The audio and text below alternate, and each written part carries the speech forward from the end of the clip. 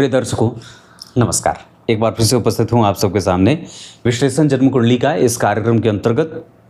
आज जो आपके सामने कुंडली लेकर के आया हूँ, ये कुंडली आई है मेरे पास संतालडीह, वेस्ट बंगाल, पश्चिम बंगाल, SANTALDIH।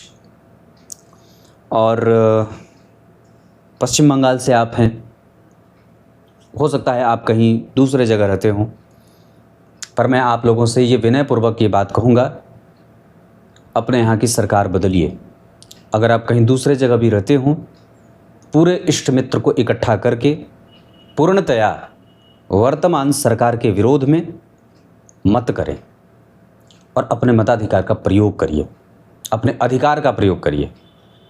नहीं तो वक्त ऐसा आएगा कि बंगाल के नाम पर आप लोगों की रूह कांप जाएगी। पक्की बात है। वो हमारे पंजे से बाहर ना हो, इस वजह से वहाँ की जनता को ये बात समझनी होगी और विशेषतया सनातनी हिंदू जनता को ये बात समझनी होगी। आइए शुरू करते हैं आज का कार्यक्रम। कहीं नहीं जाना है। इनका जन्म होता है आषाढ़ माह में। सबसे पहले पंचांग पे चर्चा कर दूं, उसके बाद फिर कुंडली में बैठे ग्रहों पे और फिर उसके बाद विश्लेषण पे फोकस करेंगे। जन्म होता है जातक का आषाढ़ माह में और ऐसे जातक स्वाभिमानी होते हैं। क्रोध थोड़ा बहुत रहता है, इमोशन भी रहता है। दक्षिणायन में जितने भी पापग्रह होते हैं, जैसे कि शनि, मंगल, राहु और केतु, ये सारे ग्रह बलवान होते हैं और इनके बलवान होने के कारण जीवन का संघर्ष कई बार बढ़ जाता है। वर्षा ऋतु में जो लोग जन्मे होते हैं उनके दिमाग में बहुत सारे प्रश्न बनते हैं और इतना ही नहीं, उनके दिमाग में बहुत सारे प्रश्न बनते हैं और वो जिज्ञासु प्रवृत्ति के होने के बावजूद कई बार एक साथ बहुत सारी चीज़ों को पाने की कोशिश भी करते हैं। रविवार को जन्मे हैं। पित्ताधिको अतिचतुरस् तेजस्वी समर प्रिय दाता दानो महोत्साही सूर्यवारो भवेन्नरः। शास्त्रकार लिखते हैं, जिस भी व्यक्ति का जन्म रविवार को होता है वो दानी होता है, दाता होता है, प्रसन्न चित्त वाला और सबकी सुरक्षा करने वाला होता है, जिम्मेदार होता है। पिता की भांति अपने समाज की सुरक्षा करता है। शुक्ल पक्ष के द्वितीया तिथि, शुक्ल पक्ष के जन्मे होने से व्यक्ति सुंदर मनोवृत्ति का, स्पष्ट बुद्धि का, सफल दीर्घायुष्य का वर प्राप्त करने वाला बेहतरीन वक्ता होता है। जबकि द्वितीया तिथि के चंद्रमा पापग्रह होने के कारण कई बार व्यक्ति को सरकारी नौकरी से नुकसान या सरकारी नौकरी में मेहनत कराने को कहते हैं, या ये भी कह सकते हैं कि वहाँ व्यक्ति को रेगुलर मेहनत करने की स्थिति नहीं बन पाती है। मतलब उसे लगातार मेहनत करने की आवश्यकता है, अपने डेली रूटीन को फॉलो करने और आगे बढ़ाने की आवश्यकता होती है। पुष्य नक्षत्र, पुष्य नक्षत्र नक्षत्रों का सबसे बलवान नक्षत्र, ये नक्षत्रों का राजा है।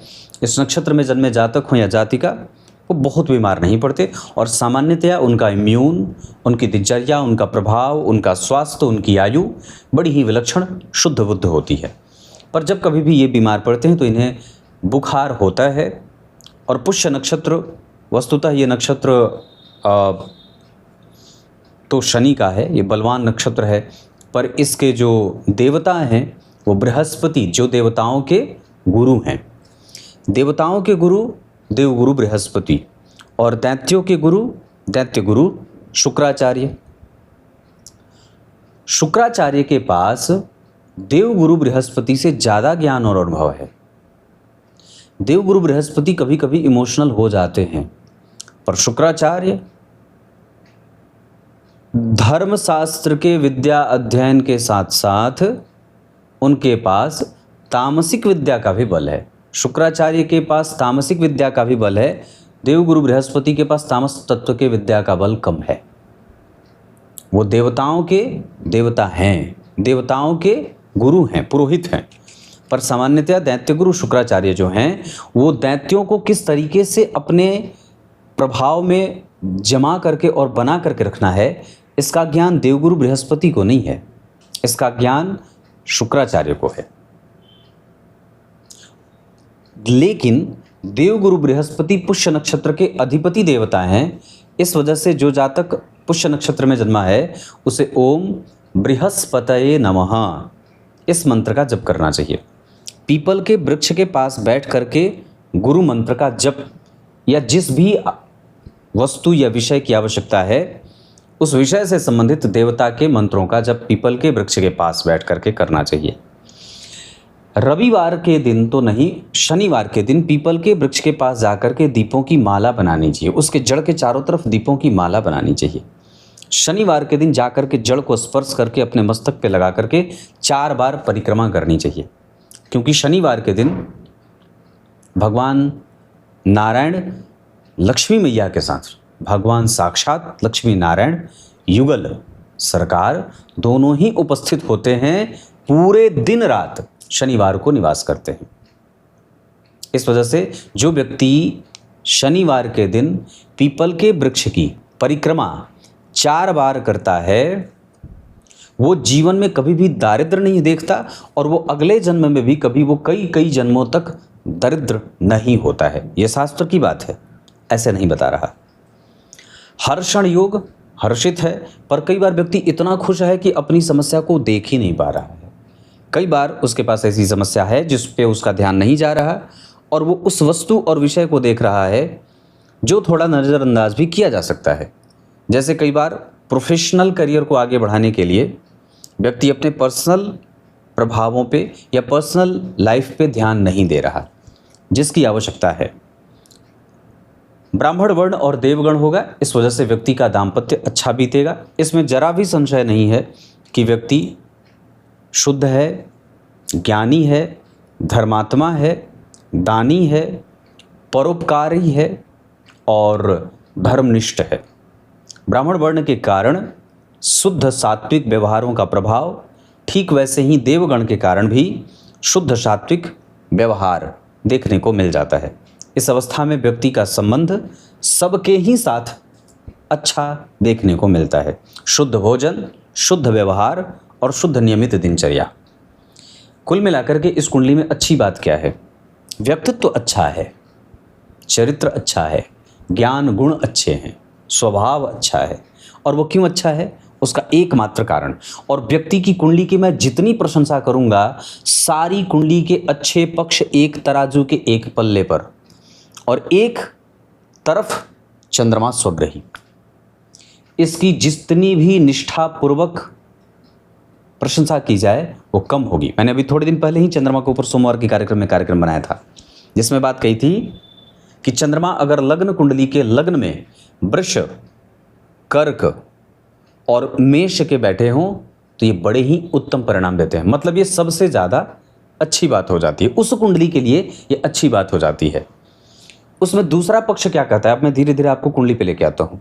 उसमें दूसरा पक्ष ये कहता है कि गुरु से केंद्र में हो, लग्न से केंद्र में गुरु हो, लग्न में लग्नेश हो और लग्न को शुभ कर्तरी लगा हो। शुभ कर्तरी लगा शुक्र द्वितीय भाव में और सूर्य बुध 12 में। ये जो सूर्य बुध बैठे हैं ये दृश्य क्षेत्र में बैठे हैं। सूर्य और बुध जब दृश्य क्षेत्र में बैठ जाएंगे तो व्यक्ति के मन, बुद्धि, चित्त, व्यवस्था और उसका अनुकरण समाज का अन्य वर्ग करता है, ऐसा कुछ बना देते हैं। व्यक्ति का तर्क, ज्ञान, सामरिक स्थितियों को समझना और मित्रता में अच्छी मैत्री रखना, ये सब जातक की कुंडली को अच्छा बना देते हैं। इस कुंडली को मैं आपको आगे बढ़ाऊंगा, कुंडली के बैठे ग्रहों पे लेके आऊंगा, पर 5 अच्छी बात यहीं बता देता हूं। 5 अच्छी बातों में से सबसे पहला है कि जन्म कुंडली के चंद्रमा लग्न में बैठे हैं, ये सबसे अच्छी बात है पहले नंबर पे। इस कुंडली की दूसरी अच्छी बात है लाभ भाव के स्वामी शुक्र धन भाव में बैठे हैं। और जन्म कुंडली की तीसरी अच्छी बात क्या है कि जन्म कुंडली में चंद्रमा से केंद्र में गुरु बैठे हैं। वो तुला के बैठे हैं, इस वजह से थोड़ी गड़बड़ी रहेगी, पर फिर भी वो चंद्रमा से केंद्र में बैठे हैं। इस कुंडली की चौथी अच्छी बात है अष्टम भाव का स्वामी अष्टम में ही बैठा है और शुक्र और गुरु से दृष्ट है। अष्टम भाव के स्वामी अष्टम में, शुक्र और गुरु से दृष्ट है। मैंने अष्टम भाव पे बहुत सारे सिद्धांत बताए हैं। अभी 3-4 दिन पहले भी एक मैंने अपने मेन चैनल पे कार्यक्रम बनाया था, नकुल पाराशर ज्योतिषी लक्ष्य वाले पे। उसमें ये बात कही थी कि अष्टमेश अष्टम में बैठा हो अपने भाव में, चाहे शुभ ग्रह हो या पाप ग्रह, और उस पर शुभ ग्रह की दृष्टि हो, तो ये जातक को धन, मान, पद, प्रतिष्ठा, सुख, सौख्य, साधन और संसाधन से भरा पूरा बना देता है। ये जन्म कुंडली की 5 अच्छी बातें हैं। कुछ हद तक इस कुंडली का एक और भी अच्छी बात जो मैं कह सकता हूं, एकादशवें भाव में मंगल। जन्म कुंडली का योग कारक ग्रह जो केंद्र और त्रिकोण का स्वामी है, लाभ भाव में बैठा है, और जरा ध्यान से देखिए तो उससे चौथे भाव में उस भाव के स्वामी डिस्पोजिटर प्लैनेट बैठे हैं। और ध्यान से देखें तो इस कुंडली में दृष्टि से, जो दृष्टि है ग्रहों की, वो कमजोर क्या होती है? एकमात्र कमजोरी दृष्टि का जो बन रहा है वो क्या है? पंचम स्थान पे मंगल की 7वीं दृष्टि और शनि की 10वीं दृष्टि। ये इस कुंडली की एक कमजोर पक्ष की बात दिखाई दे रही है, जहां जब किसी भी भाव पे शनि मंगल का प्रभाव एक साथ पड़ जाता है तो विवाह, जैसे पंचम भाव, तो विवाह, संतान, रिकॉग्निशन, यश, मान, पद, प्रतिष्ठा, दाम्पत्य, प्रेम, दया, विवेक, सहिष्णुता, बुद्धिमानी और मेहनत करने के बाद परिणाम देर से मिलता है। जरा ध्यान से देखेंगे तो किसी भी जातक के जीवन में जो वो ये प्रश्न पूछता है कि पंडित जी मैंने बहुत मेहनत की है पर मुझे उतना नहीं मिला जितना मिलना चाहिए था, ऐसे प्रश्न के उत्तर के लिए जब कभी भी आप लोगों के पास कुंडलियाँ आती हों तो आपको क्या देखना चाहिए?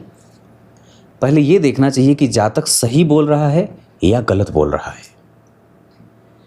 उस जातक की कुंडली में हम ये पहले चेक करेंगे कि उसने जो मुझसे बात कही है कि वो मेहनती है या वो पूरे कंसंट्रेशन के साथ मेहनत कर रहा है, वो कितना सही है। तो उसके लिए आपको सबसे पहले उसकी प्रवृत्ति और उसके मानसिक अवस्था को देखनी होगी कि वो क्या सही मेहनत कर रहा है, उसने जिस विषय का चयन किया है वो उस कुंडली के हिसाब से कितना सही है, और उसके साथ साथ जिस मेहनत करने की प्रक्रिया वो जो अपनाया है या जिस लक्ष्य को वो बनाने के लिए जितनी मेहनत की आवश्यकता होती है, उसकी कुंडली में वो चीज़ बन रही है कि नहीं। अगर आप साइंटिफिकली देखें तो किसी भी व्यक्ति का जो चरित्र है अगर दोहरा रहेगा तो एक न एक दिन वो रिवेल हो जाएगा।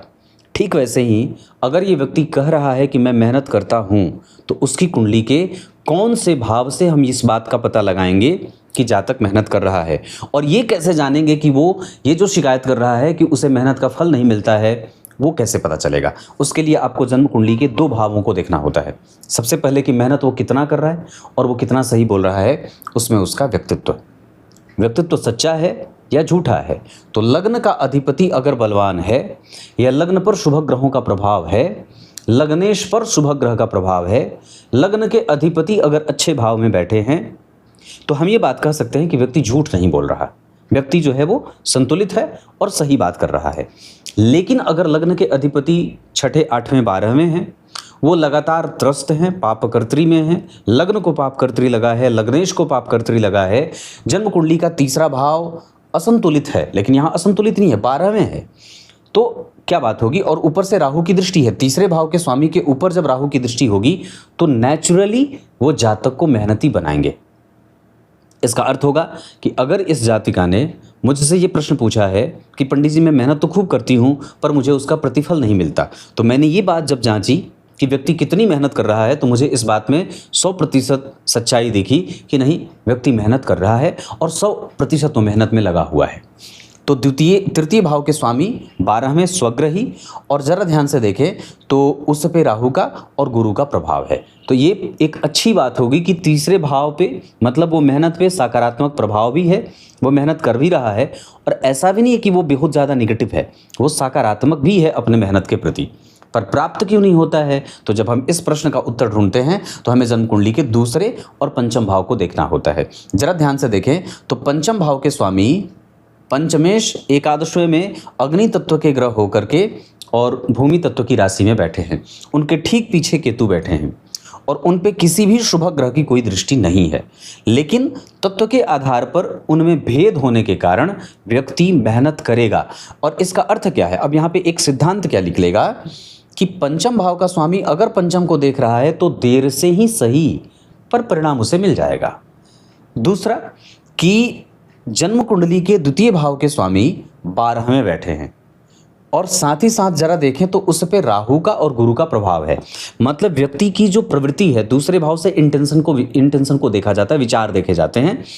तो जन्म कुंडली के दूसरे भाव के ऊपर अगर गुरु और राहु का प्रभाव होगा तो एक तरफ उसे मेहनत ज़्यादा करनी पड़ रही है और दूसरी तरफ उसका प्रभाव, उसका जो इंटेंशन है काम को लेकर के, वो बड़ा ही अच्छा है। मतलब वो चरित्र के मामले में, निर्धारण के मामले में, बुद्धि के मामले में जो उसका जो एक थॉट प्रोसेस है वो बड़ा ही अच्छा बना हुआ है।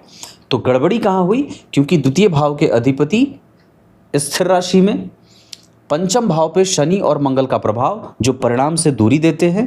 क्या क्या परिणाम? पंचम भाव से विवाह होता है, पेट देखा जाता है, बुद्धि देखी जाती है, विवेक देखा जाता है, ज्ञान देखा जाता है, पूर्व जन्म देखा जाता है।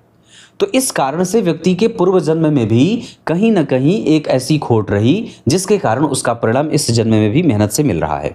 और द्वितीय भाव भी परिणाम का होता है। यहाँ पे शुक्र बैठे हैं, जरा ध्यान से देखिए कौन बैठा है, ये भी आवश्यक होता है। तो द्वितीय भाव में चतुर्थ और एकादशवें भाव के स्वामी बैठे हैं। और अगर आप शुक्र को देखेंगे तो इस कुंडली के लिए शुक्र एकादशवें के साथ साथ चतुर्थ भाव के स्वामी होते हैं। इस कुंडली के लिए वो पापक ग्रह बनते हैं या पापी भाव के स्वामी बनते हैं। जरा ध्यान से देखें तो एक पक्ष ये कहेगा कि लाभ भाव के स्वामी का संबंध जब द्वितीय भाव से बनेगा तो व्यक्ति लाभान्वित होगा और वो भाग्यशाली है, महासौभाग्यशाली है। और ये भी एक अच्छी बात होती है कि लाभ भाव के स्वामी पे इस कुंडली के योग कारक ग्रह की दृष्टि है, मंगल की दृष्टि है। तो यहाँ मंगल और शुक्र का जो संबंध बन रहा है ये भी धनदायक ही होगा। परंतु जब जन्म कुंडली के चतुर्थ और एकादशवें भाव के स्वामी होकर के जब द्वितीय भाव में बैठेंगे तो परिणाम से यहाँ भी दूरी बनेगी, क्योंकि मारक ग्रह जन्म कुंडली का बलवान है और द्वितीय भाव को देख रहा है। तो द्वितीय से चले गए 12 में और द्वितीय भाव में बैठे हैं कौन? इस कुंडली के पापक ग्रह जो व्यक्ति के एक्सपेक्टेशन को बढ़ा देते हैं। एकादशवें भाव के स्वामी जिस किसी भी भाव में बैठेंगे आपके प्रभावों में वो आपकी महत्वाकांक्षा बढ़ा देंगे। और जरा ध्यान से देखिए तो दशम स्थान में केतु बैठे हैं जो मानसिक चिंताओं की वृद्धि करते हैं। दशम स्थान, चतुर्थ स्थान में राहु का बैठना बड़ा अच्छा होता है, लेकिन जब चतुर्थ स्थान में राहु बैठेंगे तो सामान्य बात है कि केतु दशम स्थान में बैठेंगे। लेकिन केतु का दशम स्थान में बैठना व्यक्ति की करियर को कंफ्यूज करता है और उसकी सामाजिक प्रतिष्ठा को मिलने में या प्राप्त होने में बाधाएं देता है। तो आपने क्या देखा कि द्वितीय भाव में बैठा ग्रह और द्वितीय भाव पे देखने वाले ग्रह, तो द्वितीय भाव पे केतु देख रहे हैं। तो एक तरीके से उन्होंने यहाँ नुकसान किया सामाजिक छवि को, और दूसरा परिणाम में कंफ्यूजन पैदा किया। जन्म कुंडली के पंचम भाव पे शनि मंगल का प्रभाव आ गया और जन्म कुंडली के अष्टम भाव में बैठ करके द्वितीय भाव पे शनि की दृष्टि है जो इस कुंडली के मारक हैं, यानी कि वो स्वतः और मारक हो रहे हैं। क्यों मारक हो रहे हैं? क्योंकि सप्तम और अष्टम के स्वामी हैं, बलवान होके बैठे हैं, कहीं ना कहीं उस पर राहु का भी प्रभाव है। इसका अर्थ होगा कि इस कुंडली में शनि और राहु मारक बनेंगे, गुरु मारक नहीं बनेंगे, शुक्र इस कुंडली के लिए मारक नहीं बनेंगे। एकादशवें भाव के स्वामी हैं, द्वितीय में बैठे हैं। और हाँ, सामान्यतया शुक्र की महादशा में शनि मंगल का अंतर मारक हो सकता है। हालांकि मंगल मारक नहीं होंगे क्योंकि योग कारक ग्रह है, पर शनि मारक होंगे, यानी कि शुक्र और शनि की अंतरदशा और केतु का प्रत्यंतर इस जातक की कुंडली के धन लाभ, पैतृक संपत्ति, विचारों में और अनियमितता को बढ़ाने वाले, विचारों में कुंठा, कमजोरी, लेकिन अनियमितता की वृद्धि देने वाले या धन को लेकर के व्यक्ति को मेहनत करा करके तब धन देने वाले बनेंगे। मतलब इस कुंडली के लिए मारक ग्रह कौन बनेंगे? प्रधान मारक शनि बनेंगे। दूसरे सहायक मारक के रूप में इस कुंडली में सूर्यदेव बनेंगे। शनि में सूर्य का अंतर मारेगा नहीं, लेकिन उसी सूर्य में राहु का अंतर मार सकता है और उसी में फिर वापस शनि का प्रत्यंतर जातक को और भी ज्यादा कष्ट दे सकता है। तो कहने का अर्थ है कि सूर्य इस कुंडली में मारक सहायक बनेंगे, मारने में सहायता करेंगे। प्रधान मारक राहु और शनि ही बनेंगे। क्लियर है? यहाँ पे जो गुरु और राहु की बात होगी वहाँ पे आप लोगों को एक बात मैं बहुत क्लियर शब्दों में कह दूँ, वहाँ गुरु चांडाल जैसी कोई स्थिति नहीं बनी है। हमें वहाँ पे जरा भी घबराने की कोई बात नहीं है। कुंडली में जो करियर का जो प्रभाव है वो जो थोड़ा बहुत कमज़ोर हो रहा है वो इस वजह से हो रहा है क्योंकि जन्म कुंडली के दशम स्थान में केतु बैठे हैं। और सामान्यतया जब द्वितीय भाव पे गुरु या केतु जैसे ग्रहों की दृष्टि बनेगी, या जन्म कुंडली के दशम स्थान पे जब गुरु या केतु की दृष्टि बनेगी, या जन्म कुंडली के दशम स्थान पे शनि या गुरु जैसे दो मंदगामी ग्रहों की दृष्टि बनेगी, तो आपका जो परिणाम होगा वो आपको देर से मिलेगा। मतलब नौकरी, क्योंकि जन्म कुंडली के दशम भाव पे गुरु की दृष्टि है और दशम भाव के स्वामी स्थिर राशि में बैठ गए तो धीरे धीरे परिणाम देंगे। दशम भाव पे शनि की दृष्टि नीच की हो गई और दशम स्थान में केतु बन गए। तो कुंडली का पीड़ित भाव कौन बना? एक पंचम और एक दशम। ज्यादा पीड़ित कौन हुआ? जन्म कुंडली का पंचम। और दूसरे नंबर पे पीड़ित कौन हुआ? जन्म कुंडली का दशम, क्योंकि यहाँ पे केतु अच्छे बैठे नहीं है। गुरु धीरे धीरे परिणाम दे रहा है, शनि मंदगामी ग्रह होने के कारण धीरे धीरे परिणाम देने वाले बन रहे हैं। तो ये आपकी कुंडली में स्थिति है। अगर आप युति की बात करते हैं तो जो गुरु और राहु की युति है वो सामान्यतया आपको व्यापारिक नेचर का भी बना रही है, और कई बार व्यक्ति नौकरी से अतिरिक्त जाकर के व्यापार के बारे में भी विचार करता है। अगर इसी शुक्र के ऊपर राहु की दृष्टि पड़ जाती तो आनंद आ जाता। अगर ये केतु यहाँ बैठ जाते और ये राहु यहाँ बैठ जाते तो इस कुंडली को उतना संघर्ष में नहीं देख रहा था, क्योंकि राहु दशम स्थान में बैठ करके व्यक्ति के कारोबार को और उसकी सामाजिक छवि को मजबूती और सुदृढ़ता प्रदान करने में सहायक हो जाते। जबकि केतुदेव यहाँ मानसिक भ्रम और कई बार धन कमाने के लिए वो ग्रह ये कहता है कि पहले अनुभव इकट्ठा करिए फिर मैं तुम्हें धन दूंगा। जैसे आप कोई नौकरी भरने जाते हैं, कोई फॉर्म भरते हैं प्राइवेट, तो क्या कहते हैं आपको इतने वर्ष का एक्सपीरियंस चाहिए। अरे भाई सामान्य बात है कि आप उसे काम करने का मौका दे नहीं रहे और जितनी भी पद निकलते हैं वो सब में एक्सपीरियंस मांग रहे हैं, तो व्यक्ति को एक्सपीरियंस होगा कहाँ से? अब पहली ही नौकरी करनी है, उसी में आप एक्सपीरियंस मांग रहे हैं तो मिलेगा नहीं। तो सामान्यतया यही बात यहाँ पे लागू होती है कि जन्म कुंडली के द्वितीय भाव पे जब केतु और शनि और मंगल का जब प्रभाव बनेगा तो व्यक्ति के कारोबार, धन, वैभव, आप समझ गए कि वहां पे आपको अब एक डिले हो जाता है।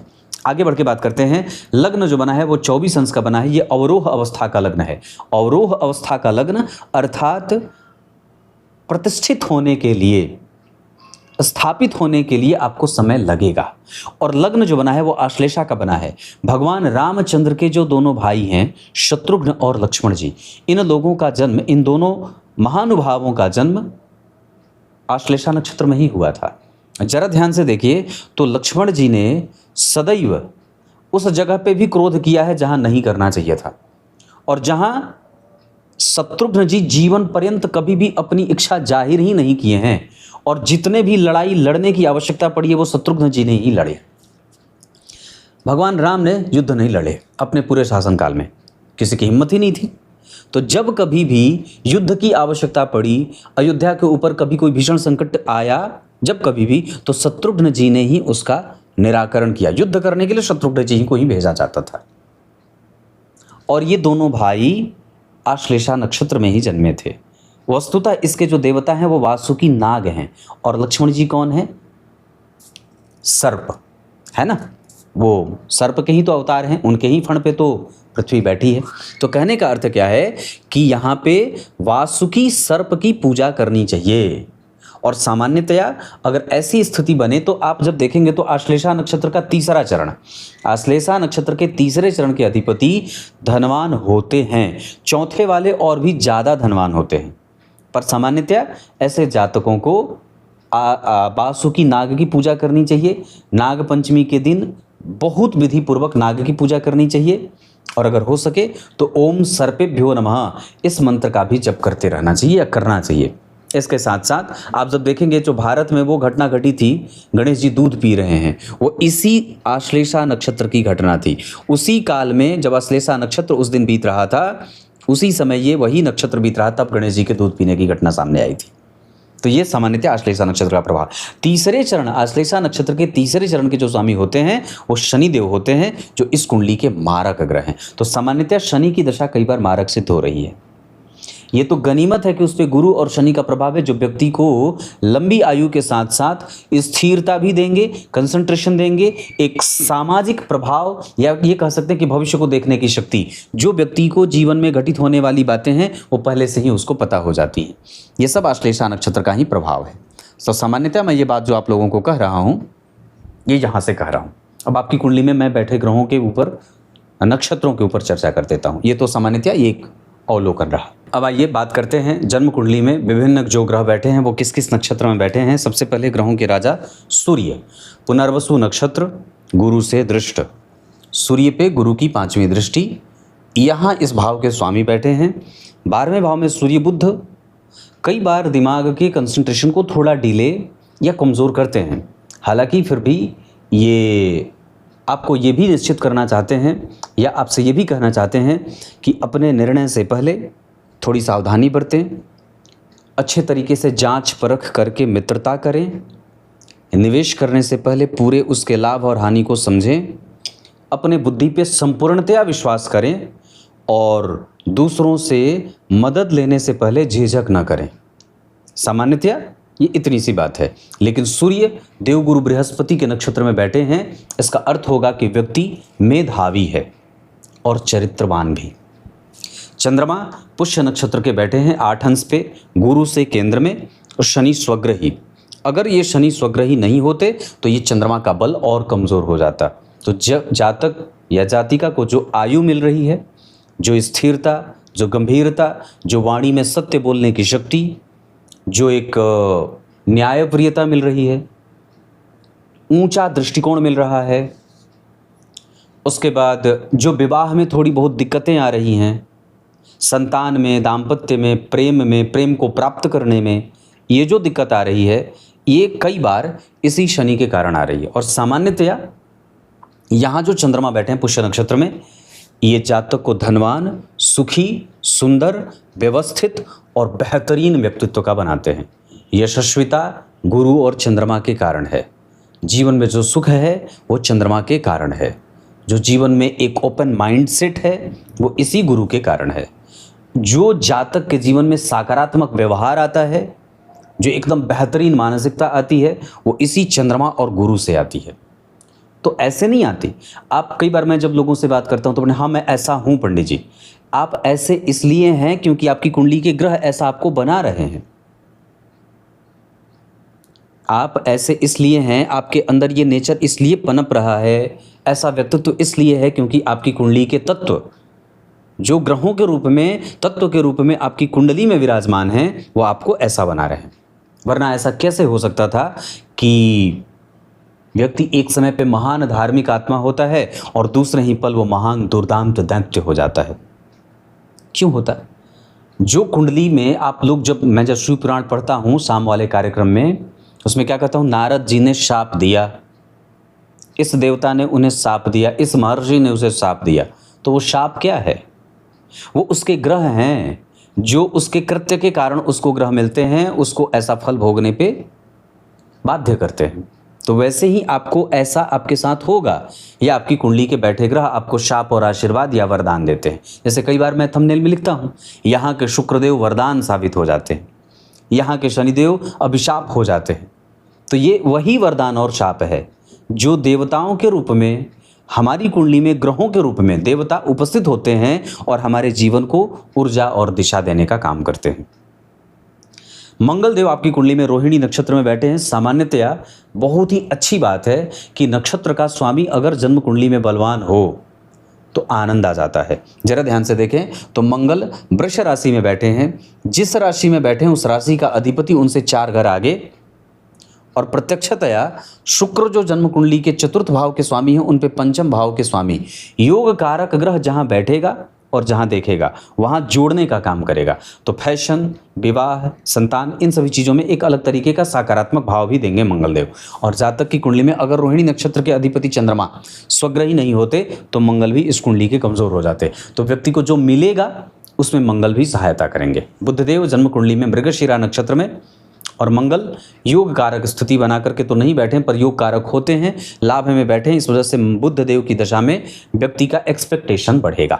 देवगुरु बृहस्पति आपकी कुंडली में स्वाति नक्षत्र में और राहु विशाखा नक्षत्र में। पर सामान्यतया ये दोनों ही नक्षत्र थोड़े नेगेटिव सेंस वाले होते हैं। इसका अर्थ होगा कि व्यक्ति के जीवन में जो स्थिरता मिलेगी, जो निश्चिंतता मिलेगी, जो एकदम होता है ना कि अब मैं बिल्कुल निश्चिंत हूँ, वो थोड़े संघर्षों के बाद मिलेगी। और यही कारण है कि गुरु और राहु के कारण ये चीज़ दिखाई दे रही है। और इसका एक और दूसरा कारण होगा कि जन्म कुंडली के 5th भाव पे शनि और मंगल का प्रभाव है, और गुरु और राहु परस्पर एक दूसरे से नक्षत्र परिवर्तन कर रहे हैं। इस वजह से व्यक्ति को फल डायरेक्ट न मिल करके घुमा करके मिलेगा। वहीं शुक्रदेव आपकी कुंडली में मघा नक्षत्र में बैठे हैं और केतु से दृष्ट हैं। तो धन कमाने के लिए आपको मेहनत करनी पड़ेगी या व्यक्ति मेहनत करेगा। सामान्यतः जो धन है, धन की सुंदरता है और पैतृक संपत्ति की सुंदरता है, अपने संबंध जो वो व्यक्ति निभा रहा है, जो उसके संबंधों की सकारात्मक व्यवहार की बात कर रहा हूँ, ये सब द्वितीय भाव के शुक्र दे रहे हैं। जो प्रॉस्पेरिटी है, जो अनुभवशीलता है, जो भविष्य को देखने की शक्ति है, जो दूसरों के प्रति एक अच्छा व्यवहार है, जो अनुभव जो मिल रहा है जातक को, वो इसी शुक्र के कारण मिल रहा है। इतना ही नहीं, जो शुक्र और मंगल का प्रभाव है, जो चंद्रमा से शुक्र का संबंध बन रहा है, वो जातक के जीवन को सुखी बना रहे हैं। वहीं बात अगर शनिदेव की करते हैं तो शनिदेव शतभिखा नक्षत्र में बैठे हैं और राहु से दृष्ट हैं। इस वजह से आक्रामकता, समस्या को समझने की शक्ति, एक अच्छी आयु, पूर्णतया जातक के जीवन का मोक्ष योग, ये सब शनिदेव लगा रहे हैं। क्लियर है? और शनिदेव बलवान होकर बैठे हैं, इस वजह से व्यक्ति शनिदेव की दशा में लाभ, धन, अचानक से धन की प्राप्ति, बिगड़ता हुआ काम बने, और जाते जाते शनिदेव आपको एक अच्छी खासी संपत्ति और जो भी आप प्राप्त करना चाहते हैं, रुकी हुई इच्छाएं, जो अल्टीमेट व्यक्ति की इच्छा होती है, वो इस कुंडली में शनिदेव ही पूरा करने वाले बन रहे हैं। इसी वजह से मैंने थंबनेल में ये बात लिखी है कि आपकी अल्टीमेट इच्छा की पूर्ति कराएंगे शनिदेव, और वो इस कुंडली के बलवान ग्रहों में से बन रहा है। हालांकि एक सिद्धांत ये जरूर कहेगा, मैंने कल ही बात कही थी, दुर्बलई दुर्बलायुक्ता, है ना, दुर्बलई दुर्बलायुक्ता विपरीतः शनि स्मृता, ऐसा शास्त्र कहते हैं कि शनि जितने विपरीत रहेंगे वो जातक के लिए उतने ही अच्छे होंगे। दुर्बलई दुर्बला गेया विपरीतः शनि स्मृता, तो इसमें बात यही ना हमारे, शनि जो हैं वो जितने बलवान होंगे उतने ही कई बार वो कमज़ोर परिणाम दे देते हैं, और जितने वो कमज़ोर रहेंगे उतने ही वो बलवान परिणाम देते हैं, अच्छा परिणाम देते हैं। तो यहाँ पे कुछ हद तक वो चूंकि मार्केश है और बलवान हो रहा है, तो कई बार वो आपके कंसंट्रेशन को, कई बार आपके परिणाम को कमज़ोर भी देता है, ऐसा मैं कह सकता हूँ। तो सामान्यतः ये बात भी बन रही है। हालांकि शनि अपनी दशा काल में फिर भी जातक को धन, मान, पद, प्रतिष्ठा तो देंगे ही देंगे। तो आपकी कुंडली का ये कुछ हद तक अच्छा और कुछ सिद्धांतों के आधार पर कुछ बुरे और अशुभ, या अशुभ क्या कहेंगे, देर से परिणाम दे रहे हैं, विलंब ही जोड़ रहे हैं शनिदेव।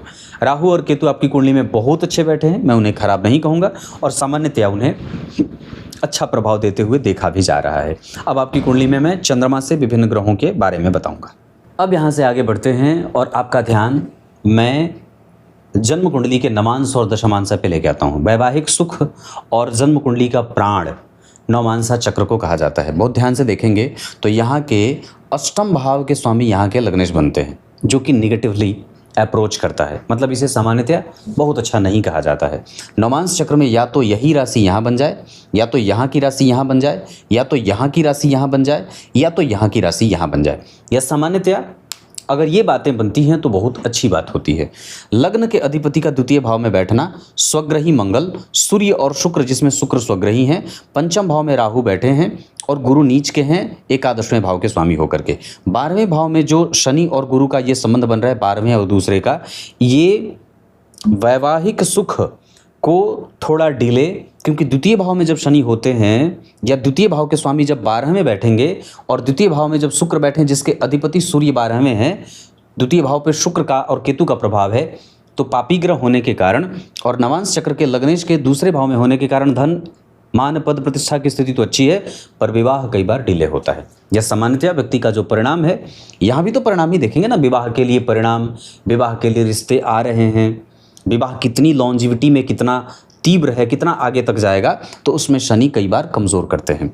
वहीं विवाह को बचाने की जो प्रवृत्ति है वो मंगल के कारण बहुत सामान्यतया ठीक ठाक कहूँगा। तीसरे भाव में पापग्रह का बैठना अच्छा माना जाता है। विवाह को संतुलित करने में किया गया प्रयास नवांश कुंडली के तीसरे भाव से देखा जाता है। अगर वहाँ पे एक ग्रह बहुत अच्छा बैठा है, हालांकि उस पर केतु का प्रभाव है जो मंगल के मित्र होते हैं, तो सामान्यतः विवाह टूटने फूटने जैसी कोई बात नहीं है।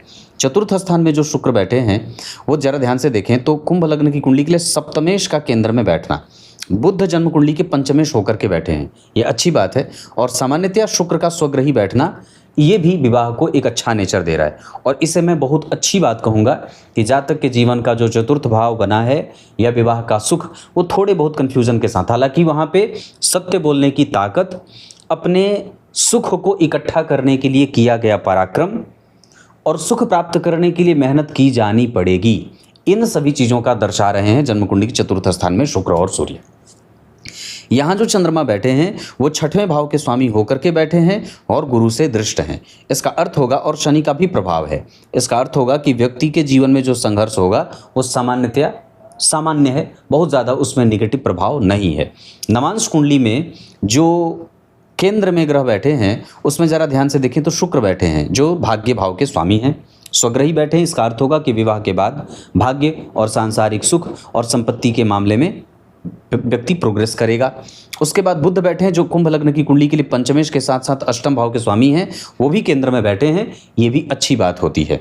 नवांश कुंडली में गुरु का नीच होना जो लाभेश होकर के और धनेश होकर के बारे में बैठे हैं, इसका अर्थ होगा कि जिससे मेरा विवाह हो रहा है, हम उसके आर्थिक पक्ष और उसके जीवन के प्रोग्रेस को पहले चेक करें, कुंडली मिलाएं, आर्थिक रूप से वो कुंडली कितनी सुदृढ़ है, वो अपना व्यय कितना संतुलित कर रही है, उसका नेचर कैसा है, उसका व्यवहार कैसा है, उसकी प्रकृति कैसी है, इन सभी विषयों का समुचित तरीके से अध्ययन करने के बाद ही विवाह में जाया जाए। सामान्यतः इस कुंडली के लिए विवाह का पक्ष सिंह राशि सिंह लग्न, कर्क राशि कर्क लग्न, उसके बाद मकर राशि मकर लग्न और कुंभ राशि कुंभ लग्न के जातकों से विवाह हो। और इतना ही नहीं, विवाह की दिशा पश्चिम हो, मतलब पश्चिम बंगाल से पश्चिमी क्षेत्र या देश के पश्चिमी हिस्से से विवाह किया जाए। इतना ही नहीं, अगर मैं अब यहाँ से आगे बढ़ करके अगर यहाँ देखूँ तो शुक्र और बुध का केंद्र में होना, सप्तमेश होकर के गुरु से दृष्ट होना, सप्तम भाव के अधिपति केंद्र में बैठ गए, उस भाव के स्वामी के साथ बैठ गए और सप्तमेश गुरु से दृष्ट हो गए। इस वजह से विवाह को बचाने की पूरी कोशिश यहाँ देवगुरु बृहस्पति करेंगे। सामान्यतया जिससे आप विवाह कर रहे हैं उसका भोजन कैसा है, उसकी दिनचर्या कैसी है, वो संतान को लेकर के किस तरीके का विचार रखता है, वो अनुशासन को लेकर के किस तरीके का विचार रखता है, उसका व्यय कहाँ है, वो कहाँ से रह करके धन कमा रहा है, इन 5 चीज़ों की पुष्टि होनी चाहिए। उसका पेट कैसा है और वो सामान्यतः उसकी मनोवृत्ति कैसी है। हालांकि मनोवृत्ति कमज़ोर नहीं है क्योंकि गुरु की दृष्टि सूर्य पे है, पर सामान्यतः फिर भी हमें ये बात जांच लेनी चाहिए क्योंकि गुरु नीच के हैं। विवाह देर से हो सकता है क्योंकि शनि द्वितीय भाव में बैठे हैं, जो संबंध जल्दी से पसंद ना आए, व्यक्ति थोड़ा फंसी माइंडसेट का होता है। दशमांसा चक्र में यहाँ के पंचम भाव के स्वामी, मैंने क्या बात कही, लग्न कुंडली के पंचमेश, लग्न कुंडली के धनेश और लग्न कुंडली के एकादशेश। अगर दशमांसा चक्र के लग्नेश बनते हैं तो ये व्यक्ति के जीवन को एक सही ट्रैक देते हैं। इसका अर्थ होगा कि दशमांसा चक्र का लग्न का अधिपति अगर जन्म कुंडली में स्वग्रही है तो व्यक्ति नौकरी करने वाला होता है, थोड़े बहुत संघर्षों के बाद उसे नौकरी मिल जाती है। यहाँ पे भी सूर्य और गुरु का एक साथ बैठना, जहाँ तृतीय भाव के स्वामी का दशम स्थान में बैठना, शनि और बुध जैसे 2 परम मित्र एक साथ बैठे हैं, जहाँ दशम भाव का स्वामी तीसरे में और तीसरे का स्वामी दशम में, ये इस बात को दर्शा रहा है कि व्यक्ति किसी के ऊपर आश्रित नहीं रहेगा, बल्कि वो अपने धन से किसी दूसरे की सेवा करने वाला होता है। उसके माता और पिता उसकी अच्छाई के कारण उसे याद करने वाले होते हैं या उसी अच्छाई के कारण रोने वाले होते हैं। यहाँ पे भी चंद्रमा उच्च के बैठे हुए हैं। ये बहुत ही संतुलित और बेहतरीन परिणाम है कि व्यक्ति को अगर नौकरी मिल जाती है तो अच्छी बात है, अगर नहीं मिलती है तो सामान्यतया वो प्राइवेट नौकरी के साथ अपना कारोबार या व्यापार भी कर सकता है। दशमांसा चक्र में अगर लग्न के अधिपति स्वग्रही नहीं होते, एकादशवें भाव में शुक्र जो सप्तमेश होकर के नहीं बैठे होते, तो थोड़े बहुत संघर्षों के साथ आपकी कुंडली का एकादशवां भाव यहाँ भी थोड़ा बहुत संतुलित हो रहा है कमजोरी से, यहाँ भी थोड़ी बहुत संतुलन हो रही, मतलब व्यक्ति के जीवन में जो भी चीज़ें प्राप्त हो रही हैं वो डायरेक्ट ऐसे आसानी से नहीं मिल रही हैं।